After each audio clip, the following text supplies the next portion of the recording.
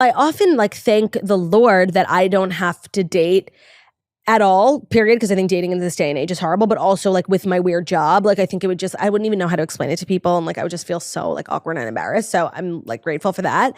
But again, I think having this really stable force in my life in Ben, when it came to like, you know, how I felt about myself, how I felt about my job, like I think stability is so beneficial when you're trying to build a business, and like having someone to come home to and having a very stable personal life, I think it allowed me to be a little nutty in different areas of my life, like my job. Because I didn't have to worry that I was going to come home and it would be chaos. Like Ben was always there. Just, how was your day? Yeah, I think that's what it is. You just hit the nail on the head. I think there's certain stages in life where you go, if I decide this, it now no longer takes up any space.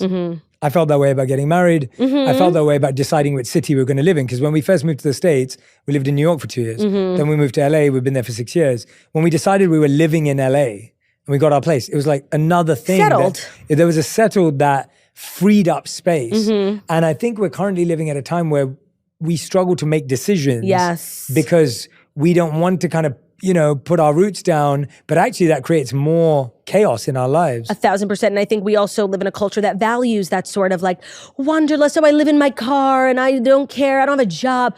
Well, I like a little bit structure, a little bit boring, a little bit settled. I think that's me getting older, but I also think it's just like, there's value in also leading a very sort of ordinary, that's one of my sister's favorite quotes. I forget. It's like, you know, being ordinary in your personal life so you can be violent in your creative or artistic life. Because it's like, you can't have a million balls in the air at one time. But so to have a very, I don't want to say regular, because I feel like that has a negative connotation, but like a very peaceful, very settled private life, it really does allow you to, you know, for me, it's my work. For anyone, it could be something else, just to like, I don't know, fuck shit up.